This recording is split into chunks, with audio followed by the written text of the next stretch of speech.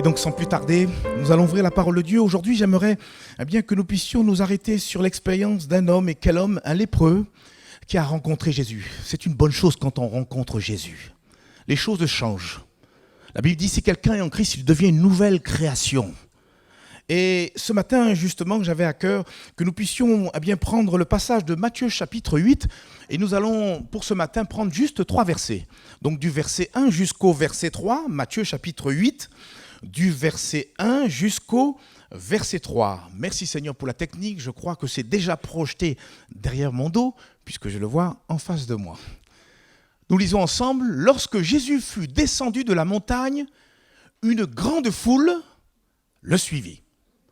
Et voici, un lépreux s'étant approché se prosterna devant Jésus et dit : Seigneur, si tu le veux, tu peux me rendre pur. Jésus étendit la main, le toucha et dit : Je le veux, sois pur. Aussitôt, il fut purifié de sa lèpre. Gloire à Dieu. Je ne sais pas pour vous, mais j'aurais aimé être là. Et je crois en cette expérience que cet homme, ce jour-là, a pu expérimenter avec la personne de Jésus. Avez-vous remarqué au verset 2, de la bouche de cet homme, ce lépreux en l'occurrence, sont sortis 2 verbes qui vont donc attirer toute notre attention ce matin. 2 verbes. Il a dit lui-même, si tu le veux, tu peux me rendre pur. 2 verbes. Le verbe d'un côté vouloir et l'autre c'est pouvoir. Alors pourquoi j'aimerais que nous puissions peut-être nous arrêter sur ces 2 verbes? Tout simplement parce que ce sont 2 verbes qui, dans la vie, ne marchent pas toujours, hélas, conjointement, ne marchent toujours pas ensemble. Quelquefois même ces 2 verbes s'opposent, vouloir et pouvoir. Et en effet, il peut nous arriver de vouloir et ne pas pouvoir. À qui c'est déjà arrivé ça? À nous tous. Souvent, on lance, je ne sais pas si c'est un adage ou autre, on lance en tout cas cette expression, vouloir c'est pouvoir. Où on nous dit, quand on veut, on peut. Mais réfléchissons un petit peu ce matin. Est-ce que c'est toujours vrai? Est-ce que c'est toujours vrai? Au contraire, nous constatons que dans bien des situations, même si on désire certaines choses, on n'a pas le pouvoir de pouvoir soit les accomplir ou en tout cas les obtenir. Et pour cause, on est quelquefois impuissant. Personnellement, j'aurais bien aimé que la guerre cesse entre la Russie et l'Ukraine. Mais la réalité, c'est que nous sommes totalement impuissants par rapport à cela. C'est vrai ou c'est pas vrai? Pour prendre un autre exemple, il y a des personnes qui aimeraient arrêter avec des addictions, avec des vices qui sont là, qui sont cachés. Même en tant que chrétien, on peut avoir des liens. Et on a la volonté, et puis on approche bientôt donc de la fin de l'année, peut-être de la nouvelle année, avec de belles résolutions. Allez, j'arrête. J'arrête avec les paquets de cigarettes. Et je vais faire des économies, et c'est le cas de le dire, parce que, soi-disant, les prix vont continuer à augmenter. Mais le problème n'est pas dans la volonté. La volonté, elle y est. Mais c'est dans l'incapacité de pouvoir arrêter. Mais je le dis, tant pis, je vends la mèche. Le Seigneur, il a tout pouvoir pour nous rendre libres. La Bible dit, si donc le Fils vous affranchit, vous serez quoi? Réellement libre. Alors pour revenir à notre histoire, je ne l'ai pas perdu de vue, il nous est fait mention là d'un lépreux. Et lui aussi avait une volonté, avait aussi un désir profond, c'est de pouvoir justement voir sa vie changer. Mais c'est le cas de le dire. Il avait le vouloir, mais il n'avait pas le pouvoir. Le pouvoir, d'être guéri de son mal. Il était atteint de cette maladie qu'on appelle la lèpre. Et il faut le dire, à l'époque, les médecins du temps de Jésus ne s'occupaient pas de cette maladie. On ne cherchait même pas à la connaître, encore moins à la guérir. D'ailleurs, dans la mentalité des Juifs, on disait que finalement, la lèpre était comme une forme de malédiction. On disait, alors tenez-vous bien, que quand quelqu'un était atteint de la lèpre, c'est comme si littéralement Dieu avait craché sur lui.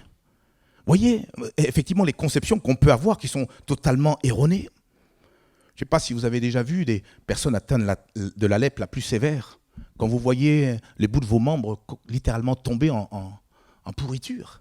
Ce sont les doigts de pied, c'est le nez, c'est les oreilles qui tombent. Et puis la lèpre vous ronge, vous déforme littéralement.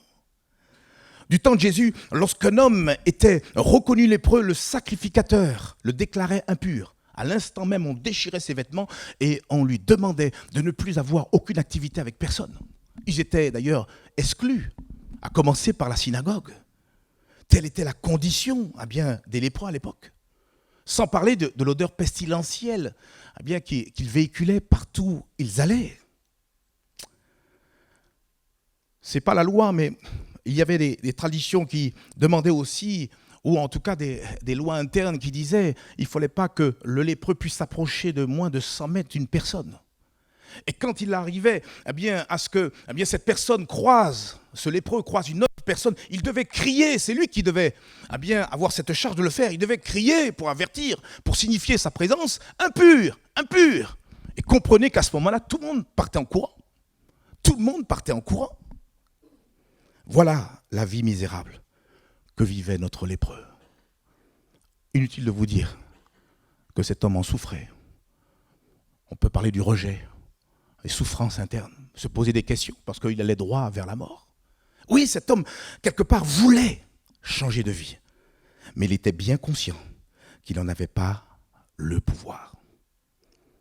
Pour penser à un autre homme, c'est l'apôtre Paul qui, lui aussi, à son tour, en regardant sa propre vie, a fait quelque part le même constat, à savoir qu'on peut vouloir des choses et ne pas pouvoir les obtenir. Et regardez ce que cet homme dit dans l'Épître aux Romains, au chapitre 7, du verset 18 à 19.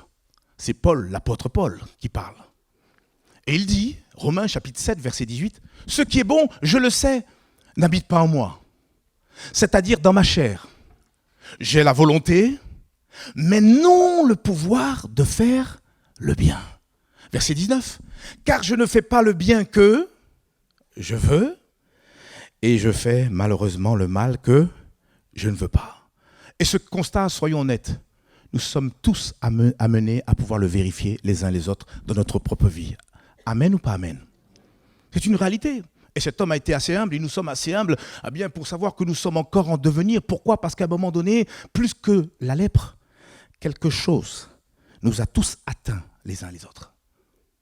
Et nous a contaminés, nous a donné ce qu'on appelle cette nature pécheresse, qui fait que j'aime à le dire, quand l'enfant il commence à prononcer les premiers mots, c'est au lieu de dire oui, c'est non. Viens ici, non. Il découvre. Parce qu'il y a cette nature pécheresse qui nous pousse toujours vers ce à quoi nous n'avons pas été créés au départ. Parce qu'au commencement, rappelez-vous, la Bible nous dit dans le livre de Genèse que nous avons été créés à la ressemblance de Dieu. Et les gens qui restent terre à terre pensent que c'est sur le plan physique. Mais Dieu n'est pas physique. Dieu, il est esprit. Nous avons été créés à la ressemblance de Dieu en ce que nous sommes, nous aussi, tout comme Dieu, appelés à tendre vers le bien, à pratiquer le bien. C'est pour cela que lorsque nous faisons le mal, que ce soit en pensée, en parole ou en action, frères et sœurs, soyons honnêtes, nous faisons du mal à nous-mêmes. Nous nous faisons du mal parce que nous n'avons pas été créés pour cela. Pourquoi les gens sont malheureux? Pourquoi certains sont tristes, à garder de la rancœur, de la rancune, etc. Et ils ne peuvent pas connaître le bonheur. Pourquoi? Parce que nous n'avons pas été créés pour cela. Au départ, nous avons été créés par notre Créateur. La palisse n'aurait pas dit mieux. Mais mieux encore, nous avons été créés pour pratiquer le bien autour de nous. Le péché nous rend impurs aux yeux de Dieu. Le péché en nous prive de la communion avec Dieu. Le péché, c'est ce qui va nous empêcher d'être fin prêts lorsque Jésus-Christ reviendra et nous emmène, pire encore, vers la perdition éternelle. Certains disent, mais pourquoi un Dieu si bon, selon vous, a créé un lieu qu'on appelle communément enfer? Mais la réponse, elle est dans la Bible. La Bible dit dans Matthieu chapitre 25 qu'au départ, l'enfer a été préparé pour le diable et pour ses anges. Mais dans la pensée de Dieu, jamais il avait voulu que la plus grande, d'ailleurs, et la plus belle de ses créatures, qu'est l'homme, puisse se retrouver dans ce lieu de tourment, pris de remords éternellement. Jamais. Dieu veut au contraire que tous les hommes soient sauvés. Dieu veut que nous puissions passer de la mort à la vie, comme on l'a entendu au travers des dons spirituels. L'homme, en général, voudrait bien s'affranchir du péché, mais il n'en a pas le pouvoir. Vous connaissez ce passage dans Jérémie, chapitre 13 et le verset 23. Regardez ce qu'il est dit. Il nous est dit, un Éthiopien peut-il changer sa peau Ah, je veux vous la faire en français courant. Un black peut-il changer sa peau? Vous allez me poser ça à la fin, hein, comme question. Un léopard peut-il changer ses taches? De même pourriez-vous faire le bien, vous qui êtes accoutumés à faire le mal? Et Dieu, là, s'adresse à son propre peuple, le peuple d'Israël, qui a connu des choses extraordinaires. Et Dieu nous pose cette question. Par nous-mêmes, nous ne pouvons pas nous changer. Mais je le dis encore, comme en redondance, ce matin, avec Dieu, tout est possible. Avec Dieu, quand on vient vers lui, on voit les choses être transformées. Vous savez la différence entre un chrétien et puis un chrétien? Parce qu'il y a chrétien et chrétien aujourd'hui. Tout le monde se dit chrétien. Mais un véritable enfant de Dieu, il se voit parce qu'il a été transformé. Je ne peux pas dire que je suis chrétien et puis je vis exactement la même vie que j'ai eue avant de connaître le Seigneur. C'est juste impossible. Quand on vient à Jésus et quand Jésus vient dans notre cœur, il nous transforme de l'intérieur. On aime les gens. Je me rappelle ce jour où j'ai donné pleinement ma vie au Seigneur. Je voulais embrasser tout le monde, au peu cher. On aime les gens, on aime notre regard. Dieu nous éclaire, on est revivifié, il y a une renaissance. Venir à Jésus, c'est naître de nouveau. C'est pas autre chose. C'est pas entrer dans une religion. Les gens se compliquent. Fais pas ci, fais pas ça, etc. Mais quand on est une nouvelle créature, on a dépassé ces fais pas ci, fais pas ça. On n'a plus envie. On n'a plus envie de faire le mal. Mais on court, alléluia, dans la carrière pour faire le bien autour de nous, que Dieu soit béni et glorifié. Ainsi comme nous l'avons vu, oui, nous pouvons vouloir certaines choses et malheureusement ne pas pouvoir les accomplir ou les obtenir. Mais je constate aussi avec vous ce matin que l'inverse est aussi vérifiable. Je m'explique. Quelquefois, on peut, mais on ne veut pas. C'est vrai ou pas? On vient de voir vouloir et ne pas pouvoir. Mais le deuxième point que j'aimerais voir avec vous, c'est pouvoir et malheureusement ne pas vouloir. C'est là toute la subtilité. Il nous est dit, par exemple, dans l'épître de Jacques, au chapitre 4 et le verset 17, la chose suivante, c'est Jacques lui-même qui parle, il dit, celui donc qui sait faire ce qui est bien, et qui ne le fait pas, qu'est-ce qu'il fait? Il commet un péché. Là, finalement, il met en évidence, pas deux verbes seulement, mais trois. Le premier, c'est savoir. Et nous, chrétiens, nous sommes censés savoir ce que Dieu attend de nous.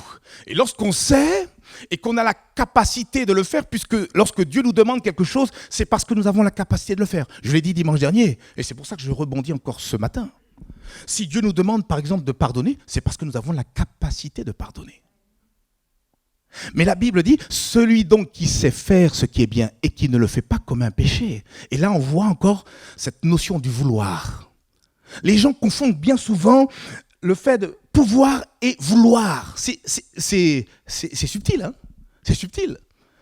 Et on lui en place où on dit, ah, je peux pas. Sois honnête avec toi-même. Et dis plutôt, je ne veux pas. Je ne veux pas. Bien souvent, si nous ne faisons pas la volonté de Dieu, si nous ne faisons pas ce que Dieu nous demande, c'est tout simplement, quelquefois, parce qu'on ne le veut pas au fond de nous-mêmes. Ou peut-être il peut y avoir d'autres pistes, d'autres raisons, quelquefois, juste par pure paresse, ou parce que ça nous branche pas. Ah, Seigneur, ça me convient pas. Alors la page numéro 50, je la déchire, la 51, ah, c'est beau ça. Et puis on fait un petit peu ça, quelquefois. Pour vous rassurer, je l'ai déjà eu fait. Et nous sommes venus ce matin pour nous rassembler pour être meilleurs et jamais pour être pires. Permettez-moi de vous donner peut-être deux exemples dans la Bible. Le premier, c'est, vous n'êtes pas sans savoir, en plus on approche des périodes de Noël, que dans un village appelé Bethléem, il y a eu un grand massacre, un massacre d'enfants. Tous les enfants de 0 à 2 ans ont été massacrés par un homme du nom de Hérode, le roi Hérode. Sachant, cet homme, et donc sachant que Jésus était né, et craignant pour sa propre place de roi, a demandé à ses soldats de venir et faire un grand massacre.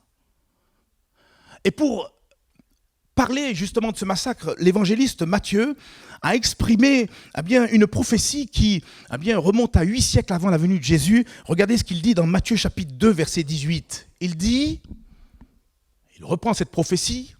On a entendu des cris à Rama, des pleurs et de grandes lamentations. Rachel pleure ses enfants et n'a pas voulu être consolée parce qu'ils ne sont plus. Et dans ce verset, quand il fait mention de Rachel, Au départ, c'est Ésaïe, me semble-t-il, qui a exprimé cette parole et qui a repris l'évangéliste Matthieu. Quand le prophète exprime et donne le nom de Rachel, Rachel qui était ni plus ni moins l'une des épouses de Jacob, eh bien, il était en train de symboliser toutes ces femmes, d'englober toutes ces femmes qui, ce jour-là, ont connu vraiment une grande souffrance dans leur cœur. Un drame. Rendez-vous compte, on vous arrache des mains votre enfant qui est entre 0 et 2 ans, et vous voyez, c'est ces soldats qui massacrent tous ces enfants qui n'ont rien fait.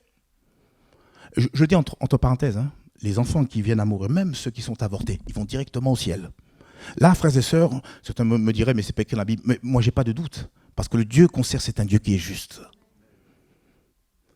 Mais pour revenir à cet ensemble de femmes qui est un petit peu personnifié par le nom Rachel, il nous est dit, Rachel pleure ses enfants et n'a pas voulu être consolée.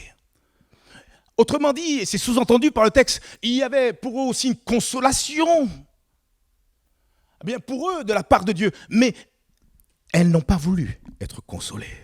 Et preuve que nous pouvons être en souffrance, peut-être même ce matin on peut être en souffrance, et ne pas vouloir de consolation, ne pas vouloir de la part de Dieu de réconfort, ne pas vouloir de la part de Dieu de guérison. Peut-être parce qu'on pense que de toute façon personne ne nous comprendra, personne ne pourra guérir notre blessure. Mais là encore je le dis, ce qui est impossible aux hommes est parfaitement possible à Dieu. C'est pour ça que je le dis peut-être à quelqu'un ou quelqu'une, ne tombons pas dans une forme de complaisance. On est là, certes, vous avez connu ce que vous avez connu, et là je le dis avec respect, même dans votre temps d'enfance, peu importe. Mais ne nous complaisons pas dans cela. Regardons vers le Seigneur, ça a été dit au travers d'un don spirituel. Lève les yeux vers le Seigneur. La solution, c'est Jésus. Et il est capable de guérir même les plaies les plus profondes. Le Seigneur, il est tout près de toi ce matin. Et tout comme ce lépreux, il veut s'approcher de toi. Je reviendrai sur cela tout à l'heure. Un exemple que je voudrais vous donner, me semble-t-il que j'ai déjà partagé ici en ces lieux. Je n'étais pas encore pasteur à l'époque, j'étais à l'église de Toulouse-Sainte-Agne avec le pasteur Gérard Gault. Et nous avions rencontré dans la rue une personne qui était atteinte de cécité, d'aveuglement. Et cet homme, on l'a invité à pouvoir venir à nos réunions. Il a été très ouvert à l'évangile, tout. Et cet homme avait l'habitude de pouvoir venir régulièrement à l'imposition des mains. Il voulait être guéri de sa cécité, en tout cas en apparence. Et puis, comme il avait l'habitude de pouvoir se lever, quand il y avait l'appel, il venait sur le devant, et moi je l'accompagnais. Et ce jour-là, le pasteur en place, Gérard Gault, lui a posé juste cette question. Dis-moi, tu veux vraiment être guéri ? Alors moi je m'attendais à la réponse évidente. S'il s'est levé, s'il est venu sur le devant, tout va bien. Quelle question ? Mais ce jour-là, je crois véritablement que le pasteur en question a été plus qu'inspiré, puisque cet homme a eu le mérite d'être honnête avec lui-même, avec Dieu. Quoique on ne peut pas cacher quelque chose à Dieu. Mais écoutez sa réponse. J'en étais estomaqué. J'étais juste à côté. Il nous a dit, en fait, pas vraiment. Pas vraiment. Et il nous a expliqué pourquoi. Parce qu'il nous a dit, voilà, à voix basse, si je suis guéri, je perds toutes mes aides financières liées à mon handicap. Les yeux du pasteur ont fait... Et gentiment, on lui a dit, écoute, tu n'es pas prêt à recevoir. Parce qu'avec Dieu, jamais, si on ne veut pas, le Seigneur, c'est pour ça qu'on a été aussi créé à la ressemblance de Dieu. Si quelqu'un ne veut pas, le Seigneur ne forcera pas. Parce que n'inversons pas les rôles. C'est nous qui avons besoin de Dieu. Ce n'est pas Dieu qui a besoin de nous. Mais dans son immense amour, il vient, il frappe à la porte de notre cœur. Mais c'est à nous, d'une manière humble, que nous devons ouvrir la porte et le laisser entrer. Et gentiment, on a dit à cet homme, bien, voilà, regagne ta place et peut-être réfléchis. Réfléchis à ta situation.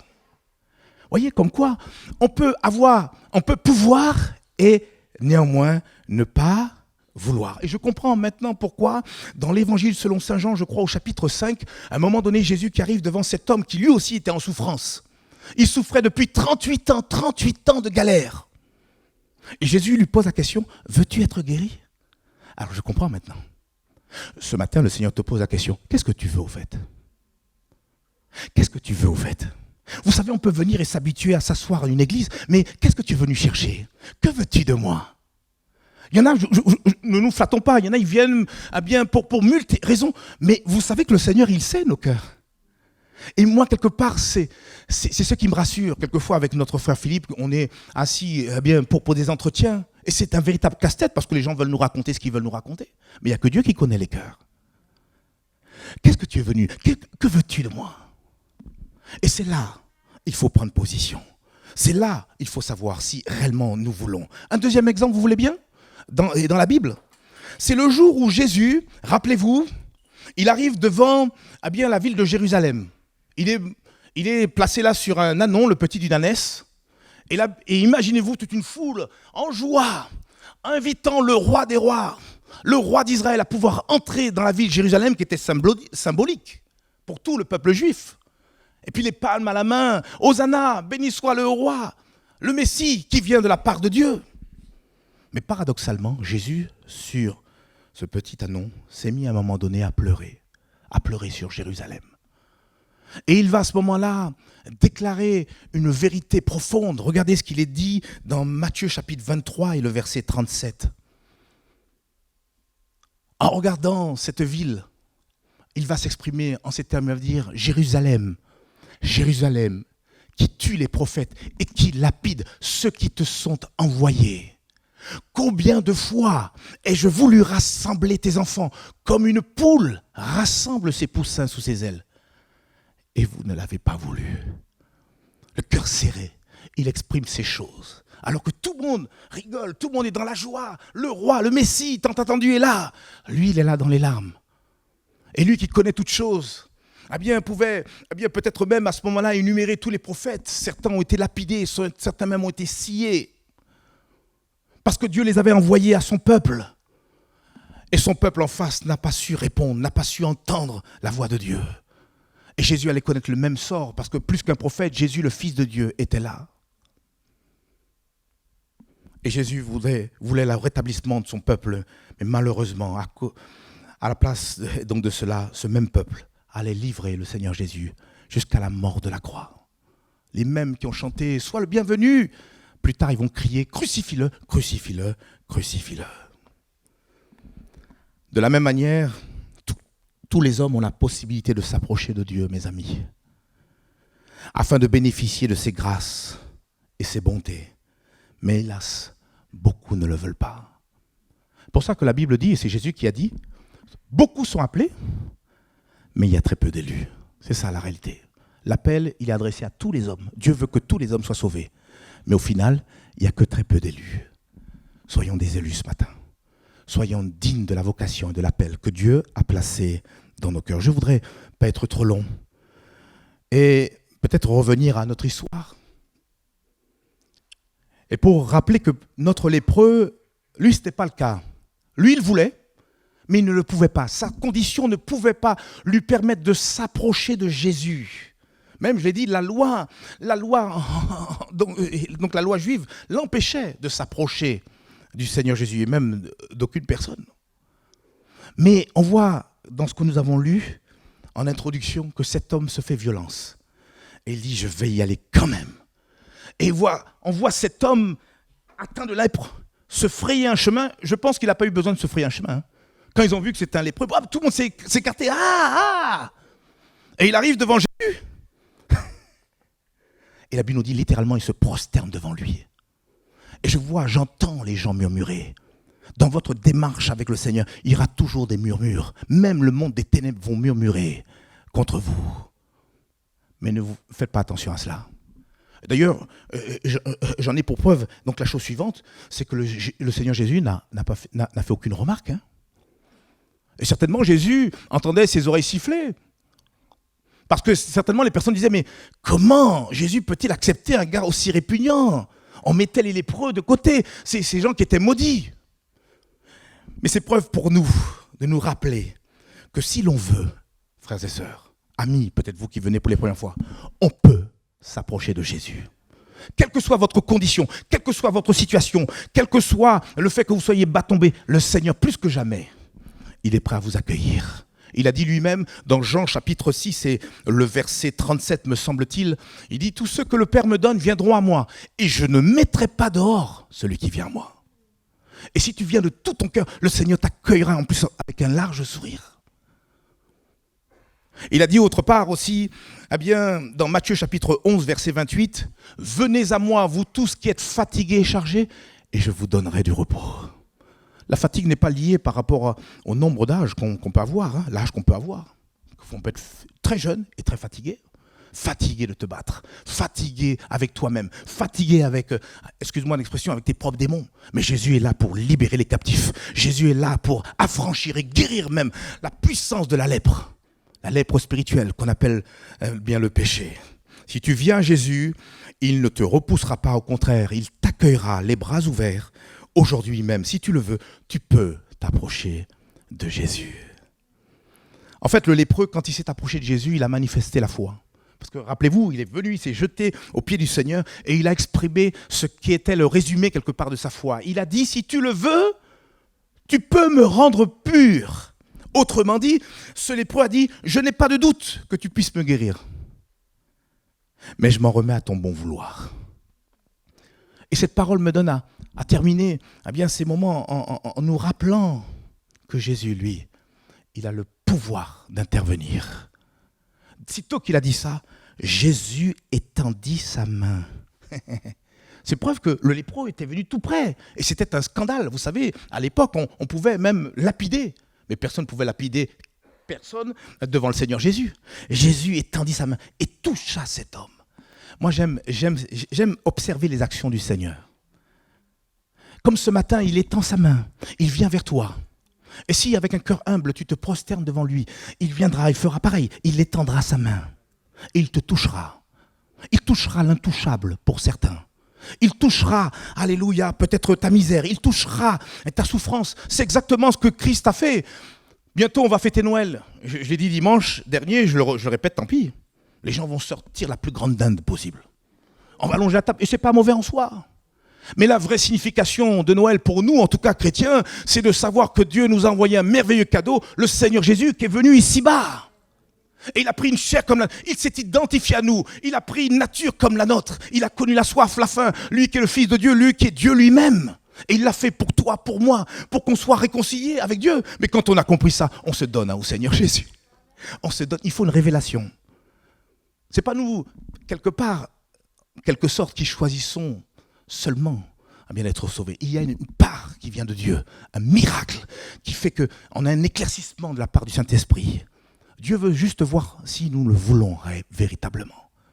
Si nous voulons qu'il nous touche comme il a touché, alléluia, bien ce lépreux. Oui, on l'a chanté, il est le roi serviteur, le roi des rois. Il a dit, je vais déposer tout ça. La Bible nous dit dans Ésaïe chapitre 53, il avait ni beauté ni éclat pour attirer notre regard. Un homme incognito. Pourtant, à l'intérieur, était toute la personne, la divinité même, était en sa personne. Et il était venu pour un seul but, se substituer à nous sur le bois infâme. Jésus a accepté de mourir à la croix pour moi. C'est ça le cœur même de l'évangile. Quelqu'un a pris notre place. Cherchez dans n'importe quelle autre religion et vous allez voir qu'il n'y a aucun roi, aucun Dieu qui a accepté de venir prendre une chair comme la nôtre et donner, alléluia, sa vie en rançon pour nous. Car il n'a pas fait semblant de mourir. Véritablement, il est mort. Les médecins sont d'accord, les scientifiques aussi, bien pour dire que les gens qui étaient crucifiés, ce n'était pas seulement à cause des clous, la douleur, la souffrance. C'était à cause de cette asphyxie. La position était telle que vous, petit à petit, vous commenciez à suffoquer, vous perdiez votre souffle. Jésus, lui, le prince de la vie, a donné sa vie pour chacun d'entre nous. Waouh! C'est pour ça qu'on prend ce pain et ce vin, pour que jamais nous n'oublions ce merveilleux sacrifice. Mais Jésus, 3 jours après, est ressuscité d'entre les morts. Et la Bible nous révèle déjà, 8 siècles avant la venue de Jésus, la raison d'être, la raison même de la venue de Jésus. Il nous est dit, Ésaïe chapitre 53, verset 5, la Bible nous dit concernant Jésus, « Mais il était blessé pour nos péchés, brisé pour nos iniquités, le châtiment qui nous donne la paix est tombé sur lui, et c'est par ses meurtrissures que nous sommes guéris. » Même les Juifs, ayant uniquement l'Ancien Testament, ne comprennent pas ce passage. Pourtant, nous avons reçu par la grâce de Dieu cette révélation qu'il est bel et bien fait mention de Jésus, qui est venu parmi les hommes pour donner sa vie. Oui, c'est volontairement qu'il a accepté de mourir sur la croix.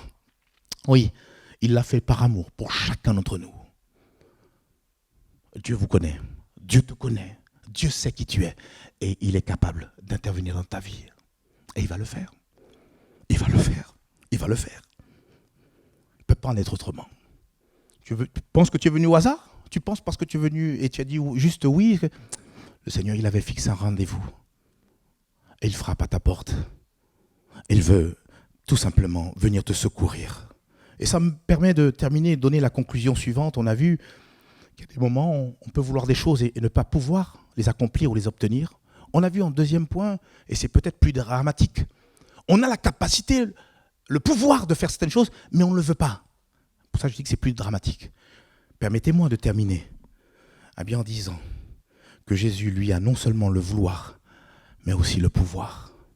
Quand cet homme a fini de dire « Seigneur, si tu le veux, tu peux me rendre pur », la Bible nous dit, Jésus a dit « Je le veux, sois pur ». Il a sous-entendu à ce moment-là qu'il a non seulement le vouloir, mais aussi la capacité, la toute-puissance pour pouvoir intervenir quelles que soient les situations. C'est une question de foi. Et cet homme a eu la foi. Et c'est pour ça que Jésus a pu répondre pleinement aux besoins, à l'attente de cet homme. Et il n'y a pas une seule maladie qui puisse résister à la toute-puissance de Jésus. Il n'y a pas une seule souffrance que le Seigneur ne puisse pas penser dans ton cœur, dans ta vie, dans ton être peut-être intérieurement. Il n'y a pas un seul péché qui ne puisse pas pardonner. Il n'y a pas un seul problème qui ne puisse trouver solution en Jésus. Car pour Jésus, rien ne lui est impossible. Il suffit d'un mot, d'une parole, d'un geste, en réponse à notre foi. Alors aujourd'hui même, Jésus désire répondre à tous tes besoins. Mais encore faut-il que tu le veuilles. Il a la capacité de pouvoir te changer même en nouvelle créature. Mais encore faut-il que tu le veuilles. Il veut te guérir, il veut te secourir, il veut subvenir à tes besoins, il veut donner un sens. Il y a des gens qui tâtonnent. Ils ne savent pas où ils vont. Alors ils avancent parce que tout le monde avance. Mais ils ne savent pas où ils vont. Et quelquefois on a besoin de se poser et lever la tête et laisser le Créateur nous montrer ce que nous ne voyons pas. Vous savez, nous on a la vision courte. Mais Dieu il est omniscient, il sait toutes choses. Moi, j'ai misé sur le Seigneur il y a plus de 30 ans de cela et avec une grande fierté, je lui appartiens. Je ne suis pas le plus parfait et je ne le serai pas tant que je suis ici-bas. Mais je crois que j'ai fait le bon choix et j'en suis plus que convaincu et je crois que je ne suis pas le seul à pouvoir le dire.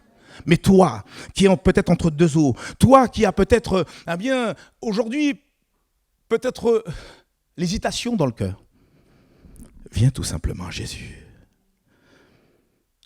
Est-ce qu'on peut baisser les têtes ?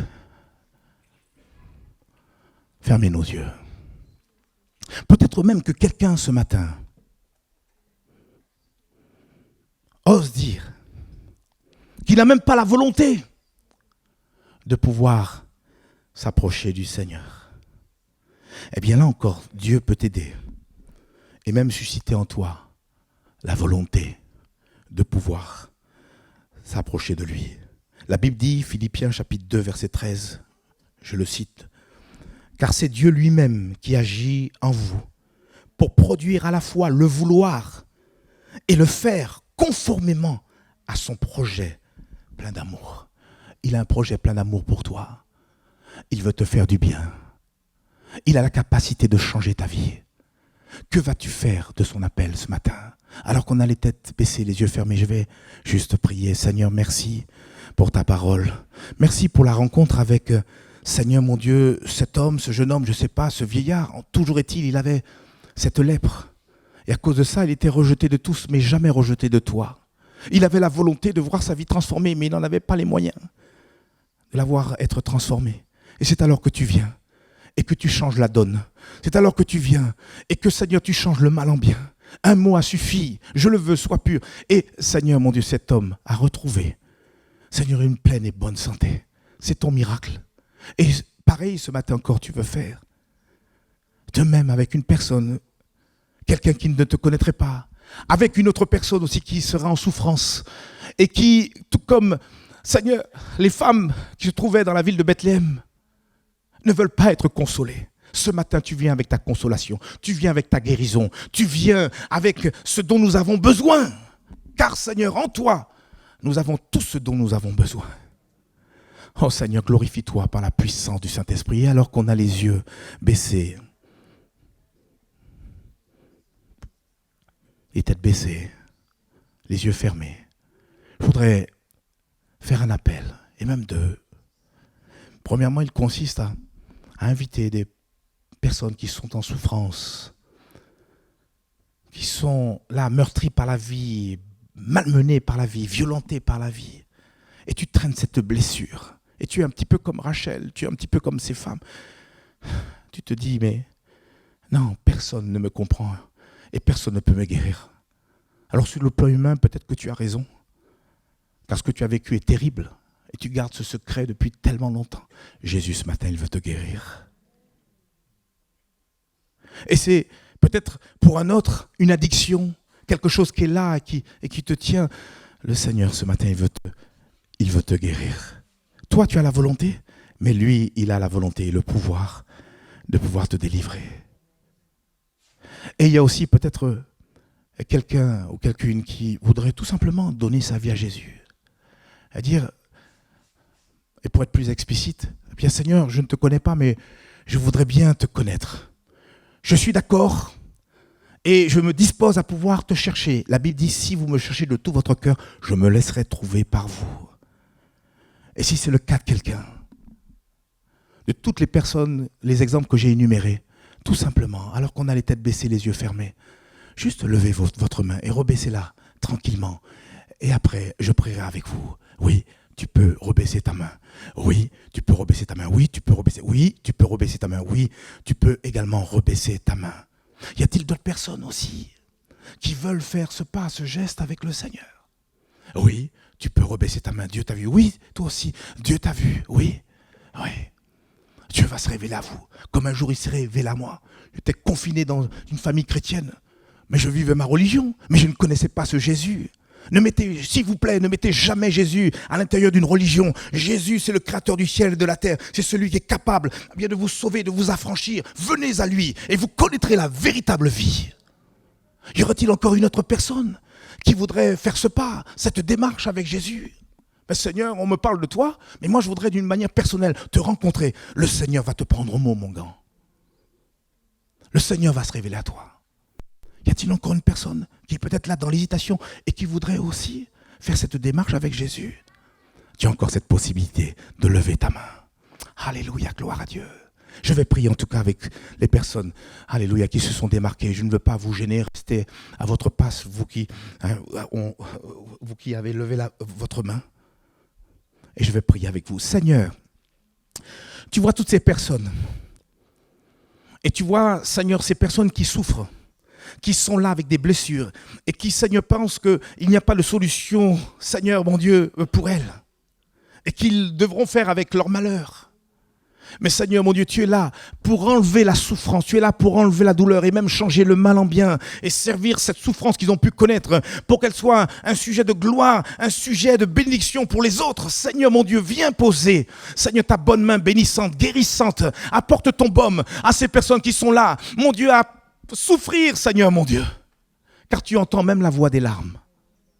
Je te prie pour ceux qui sont là, liés avec des liens, Seigneur Père, qui sont là, dépendants de quelque chose, qui les mine, qui les détruit, Seigneur, je te prie de les délivrer, de les affranchir au nom de Jésus-Christ, car tu es venu pour briser, détruire les œuvres du diable au nom de Jésus. Père Céleste, souviens-toi également de ces personnes, Seigneur, qui ont pris une décision avec toi pour te donner la possibilité d'entrer. Et toi-même, tu as dit, voici, je me tiens à la porte et je frappe. Si quelqu'un entend ma voix et ouvre la porte, je rentrerai chez lui, je souperai avec lui et lui avec moi. Seigneur, je t'en supplie, pour utiliser l'expression que tu as donnée, viens souper avec ces personnes. Viens leur montrer que tu es bien réel. Viens leur montrer que le monde va à sa perte. Mais que, Seigneur mon Dieu, il y a, Seigneur Père mon Dieu, des hommes, des femmes qui ont placé leur foi en toi, qui ont une autre espérance, qui va même au-delà de cette terre destinée à la destruction. Je te prie dans ta grâce. Viens te révéler à eux, viens ouvrir leur cœur, viens les sauver. Seigneur, c'est toi qui les envoies. C'est toi, Seigneur Père mon Dieu, qui est capable de les sauver et de faire de ces personnes une nouvelle créature au nom de Jésus. Viens te révéler à leur cœur. Au nom de Jésus. Amen et Amen. Gloire à Dieu, que Dieu soit béni. Vous qui vous êtes levés, tout au moins qui avez juste signifié au Seigneur que vous le désirez, je vous dis de la part de Dieu qu'il vous a vu. Je vais même plus loin. Il y a peut-être même une personne qui a hésité, qui devait lever la main, qui ne l'a pas fait. Dieu t'a vu. Il a vu ton cœur. Cherche Dieu de tout ton cœur. Lui se laissera trouver par toi, parce que j'aime à le dire, Dieu ne joue pas cache-cache avec chacun d'entre nous. Voilà, que Dieu soit béni, que Dieu soit glorifié. Avant que nous puissions nous séparer, je vois que l'heure passe. Juste quelques annonces. Le bonjour à tous nos amis qui sont ici pour là ou les premières fois. Soyez les bienvenus. Je crois avoir repéré quelques nouvelles têtes. Et ici, on a l'habitude, quand on le peut, on ne le fait pas systématiquement, on n'est pas dans les habitudes, eh bien, honorer ces personnes. Alors, juste peut-être vous lever, et puis on voudrait vous souhaiter la bienvenue, les personnes qui viendraient pour la toute première fois parmi nous. Alors, c'est qui? Ah, juste, alors ton prénom? Nicolas. Enchanté, Nicolas. Tu viens d'où? De Jouques. Jouques, c'est dans le sud, ça. Sylvain et Louise. Ah, d'accord. Oh, très bien. Ah, tu sais que tes parents, ils sont charmants. Hein. Bon, tu leur dis pas, hein, pour ne pas que les pieds se... Voilà, très bien. Sois le bienvenu parmi nous. Y a-t-il d'autres personnes qui viendraient pour là ou les premières fois? On veut vraiment vous honorer. Après, si vous voulez rester dans l'anonymat, sentez-vous libre. Là aussi, c'est la liberté des uns et des autres. Toujours est-il, vous avez le bonjour de Hubert Dallstein que j'ai eu au téléphone. Et il n'oublie personne. Je lui ai dit que je lis toutes ses cartes. Il m'a dit, ah bon? Je lui ai dit, oui. Et il est vraiment touché. Il a dit, c'est mon église ici, même s'il est du côté de La Rochelle, je sais pas, il est au loin, parce qu'au-dessus d'Aix, pour nous, c'est le nord. Hein. Bon. Et puis, on veut aussi saluer, bien sûr, le couple Sylvain et Louisa, que Dieu les bénisse. Voilà, pour ceux qui les ont connus, n'hésitez pas à aller les saluer. Puis pour ceux qui ne les connaissent pas, ça vaut le coup, allez les voir. Avec toute leur famille, soyez en tout cas les bienvenus. Nous avons tous le bonjour également de Laurette Scalessa, qui remercie les frères et sœurs pour leur prière à son égard. Notre sœur continue son traitement chimiothérapique et malgré une amélioration de sa santé, ils ont découvert donc dernièrement l'apparition d'une petite tumeur au cerveau. Néanmoins, Laurette reste ferme dans sa foi en Dieu. Alors tout ça, c'est elle qui a désiré que vous le sachiez, mais je vous assure, toutes les fois où je l'ai au téléphone, mais c'est elle qui nous fortifie, c'est elle qui nous encourage. Qu'elle vive, qu'elle meure, elle est au Seigneur, je n'ai pas de doute. Si le Seigneur venait à la reprendre, eh bien, elle ira auprès du Seigneur. Mais notre Dieu que nous servons est le Dieu des miracles. Il avait déjà opéré une première fois un miracle dans sa vie et Dieu est capable de continuer à le faire toujours dans la vie de Laurette. Les horaires des prochaines réunions, cet après-midi, deuxième instruction sur le baptême à 14h. Tous ceux qui seraient intéressés même à découvrir ce qu'est le baptême, sans forcément vous engager, juste pour avoir un peu plus de connaissances, vous êtes cordialement invités à 14h avec mon frère Sylvain Bernard. Nous allons partager ce thème, le thème suivant, les étapes à valider avant de se faire baptiser. Et nous allons essentiellement parler sur la repentance. Trop de personnes aujourd'hui se font baptiser, mais ne se sont pas réellement repenties. Et ça pose problème. Les personnes, ils prennent le baptême. Pour eux, c'est comme s'ils avaient reçu un diplôme. Et puis on ne les voit plus, il n'y a aucune vie derrière. Et c'est dommage. Et tout ça à cause que ces personnes ne se sont pas pleinement repenties. On va approfondir un petit peu le sujet cet après-midi. Donc rendez-vous à 14h pour tous ceux qui le veulent. On se mettra soit d'une salle à côté, on verra. Mardi 15 novembre, réunion de prière à 19h. Et puis, comme on l'a annoncé sur plusieurs dimanches, à partir de vendredi, un séminaire avec le pasteur Christian Lévy, du vendredi donc 18 novembre au dimanche 20 novembre, avec le thème suivant, afin qu'il règne, afin que Dieu règne, vous l'avez compris. Et puis, à côté de ça, la louange qui sera apportée par notre frère Pierre-Yves Scotto, qui a même sorti donc des CD. Alors, on va se régaler. Donc, vendredi soir, une première réunion plénière, ici à 19h. Samedi soir, une autre réunion à 19h, avec la connotation suivante. Je voudrais encourager les frères et les sœurs qui veulent jeûner, qui veulent de manière particulièrement un attouchement du Seigneur ce samedi soir-là, pourquoi pas de pouvoir aller sauter un repas? Ou bien peut-être pour certains ce sera toute la journée et pour d'autres ce sera rien du tout. Mais c'est pas grave, venez quand même. Mais samedi soir, on va dire, voilà, on va essayer de monter en haut de la montagne et laisser le Seigneur nous remplir de son amour, de sa grâce, de son Esprit Saint. Donc samedi soir à 19h. Et puis enfin, on terminera avec un culte le dimanche 20 novembre à 9h50, toujours avec notre frère Christian Lévite. Mais pour revenir à samedi, il y a dans la journée deux temps forts. Le premier, une réunion de femmes à 9h30. Avec un temps de partage, un temps de prière, un temps de réjouissance. Tu confirmes, Raymond? Donc à partir de 9h30. Et puis l'après-midi, un autre temps fort, c'est pour les jeunes, donc à 15h, essentiellement donc de la répétition, puisque une date butoir approche. C'est laquelle? C'est celle du dimanche 11 décembre.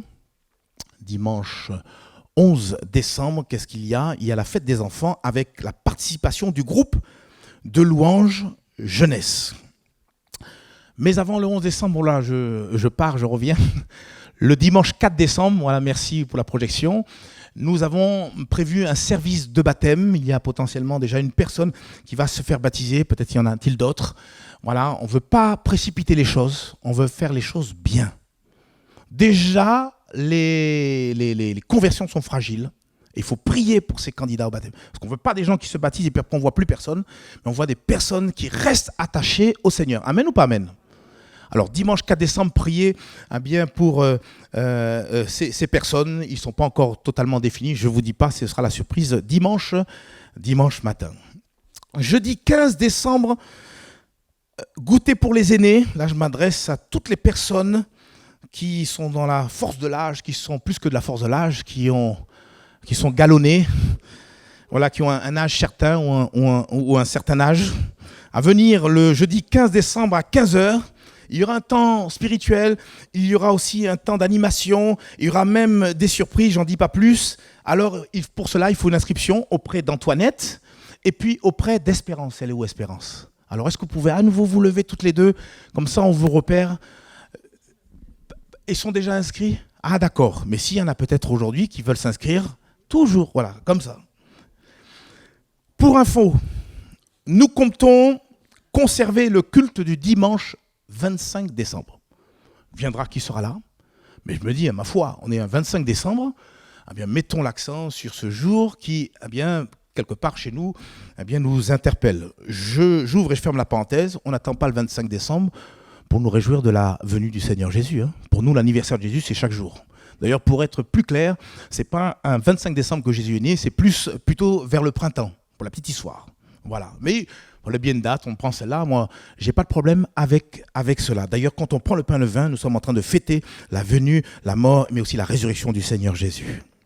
Alors, le 25 décembre, on retient ce temps de culte, de célébration. Et puis, par contre, le dimanche 1er janvier, il n'y aura pas de culte en ces lieux. Et pourquoi? On va avancer ce culte la veille, c'est-à-dire le samedi 31. Pourquoi? C'est qu'il y aura un culte qui va commencer à 18h. Donc de 18h à 19h30, nous aurons notre culte.